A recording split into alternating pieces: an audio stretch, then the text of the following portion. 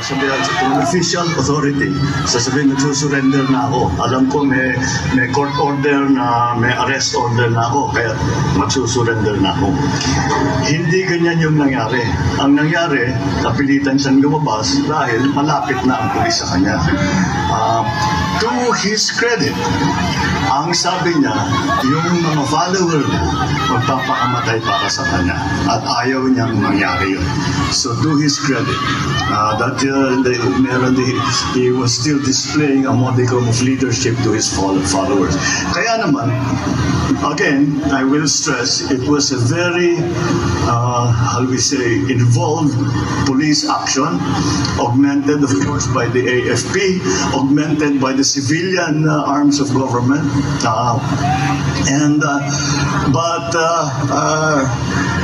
it was, once again, it was really through the efforts of what our policemen did. And once again, I stress that kung merong mang nasaktan, ay may galos lamang, may sugat lamang. No major injuries, sa tulakan, sa girian. Ngunit wala namang nasaktan wala namang namatay, walang naparin. Dahil walang ulitin ko. Lahat ng pumasok sa KOJC compound, lahat ng tao natin, ni isa doon ay may dalang baril. Wala sa kanilang may dalang baril. Dahil hindi mo naman naman ito, may dalang baril, iba yung nagiging usapan. Kaya yung instruction ko sa akin. Wala akong gustong masaktan. Hindi ko naman gustong saktan yung mga member ng KOJC. Ipakita natin maya-maya ang debunking lies na mga video na dokumentado. Pero bago kami ni Brother Franco maghimay-himay nito, may nangalabit kanina. Sabi niya kay Eric, pwedeng kami muna ang bumigay sa kanya at himayin nyo mamaya nila Brother Franco ang kanyang katarantaduhan, kabangagan at utak kriminal na pag-uutos na lusubin, kukumin, saktan at i-terrorize ang mga sibilyan na mga manggagawa ng Kingdom of Jesus Christ. Marcos Baliw! Marcos Baliw! Marcos Baliw! Marcos Baliw! Marcos Baliw! Marcos Baliw! Marcos Baliw! At dahil dyan, unahin natin ang kanyang naging live topic kanina. Ay, ito pa, before yan, tungayan nyo muna ito. Please, walang armas ang pumasok ng mga polis, sabi niya. Ano yan? Si Torre, may baril. Yan, nakasling ng may granada. Ang ibang mga polis sa likod may mga smoke grenade. I-check natin ang audio nito.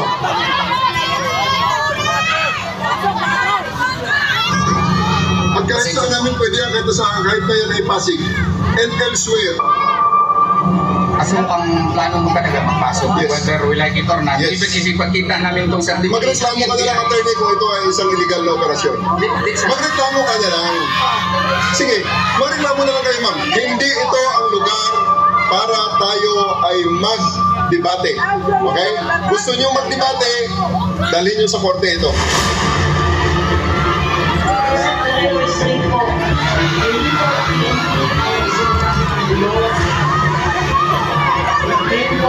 First day pa lang po tayo pumasok doon na alimin at nakiusap na alimin.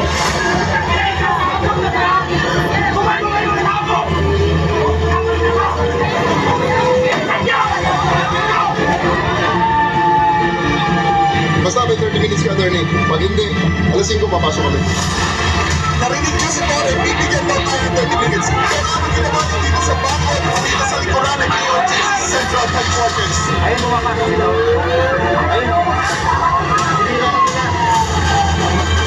Discuss mo kami sa harassment na ginagawa na ngayon ng mga polis laban sa KOJC. hindi kami kalaban! Wala kami pa rin! Yes, kuya! Kuya, nagmamay! Kuya, pasok na sa inyo!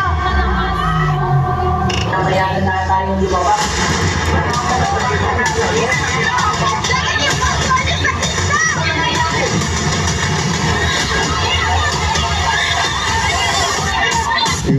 human rights advocates na relocate. Lahat ng pumasok na pulis, hindi armado. Walang bahid, kahit isa. Hindi kami ginamit ng tear gas. Wala kami ginawa ganun. So ano yung human rights violation?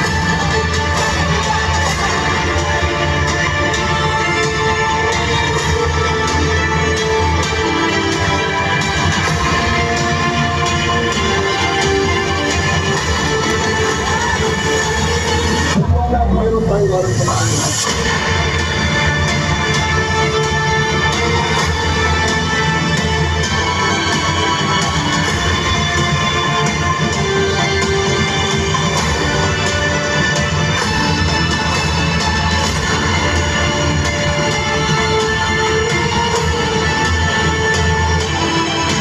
Gisugo na sila. Tumagapit na mo, hindi na na ako manindugan. Parang pagkauna mo na agara. Hindi mo pasudlong. Ano ko na ba mga worker?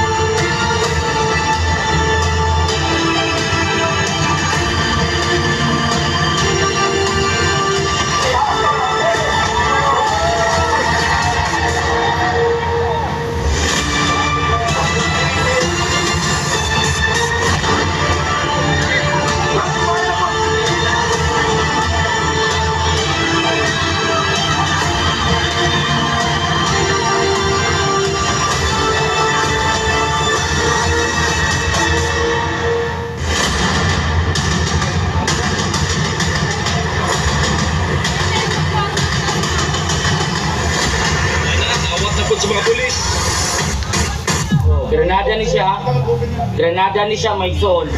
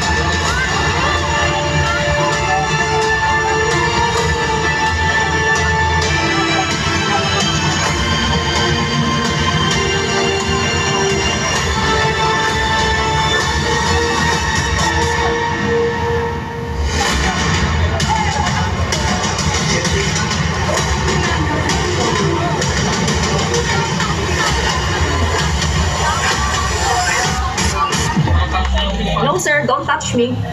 Don't touch me.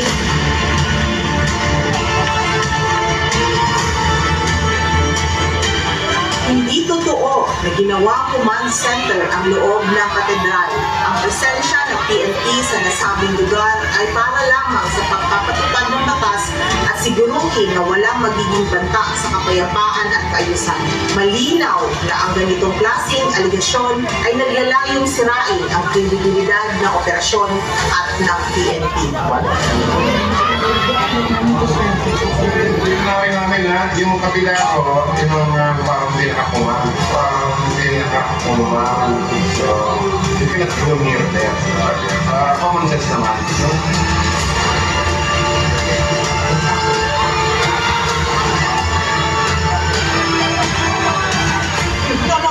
Kailangan ma-picture ka sa lungnaw. Or else, if panahon mo ka, hindi ka ma-picture. Anong picture? Ang lang mas.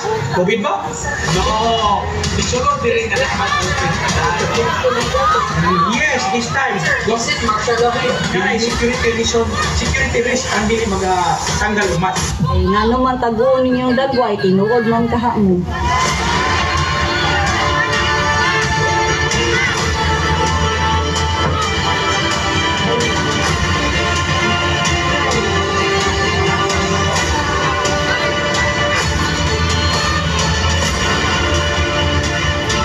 Palungalan, sir. Palungalan yung sigarilyo, sir.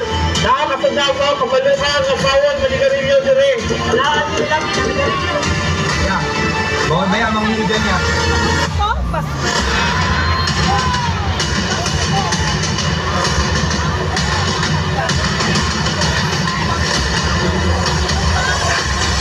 Maaari po, huwag po tayo dito sa landscape area kasi namamatay na po yung mga tanim namin.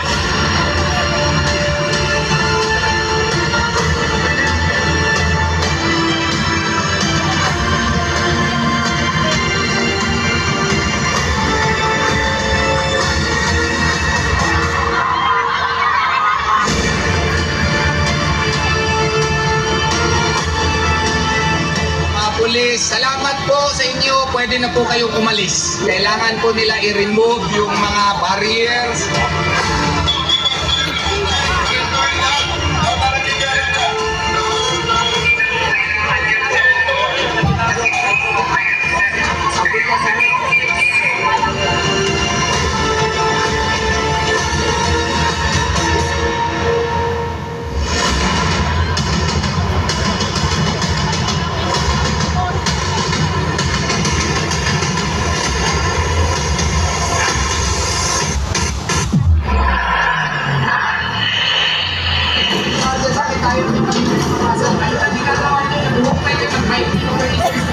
Yang ginagawang hukay kasi dyan, illegal na yan, arrest warrant lang dala ninyo.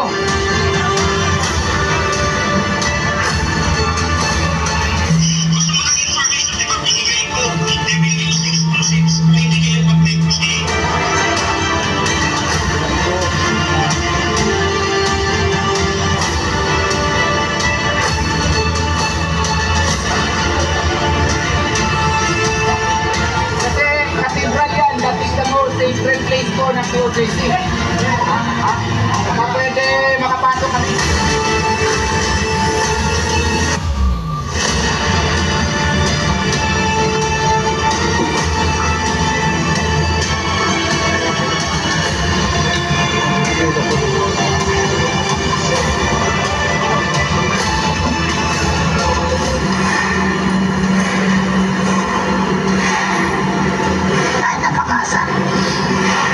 Rinig natin yung pagmamasa nung may nagmamasa sa ilalim.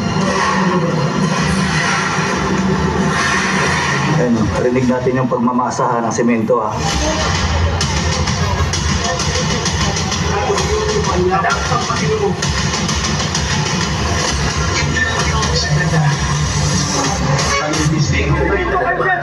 Hallelujah.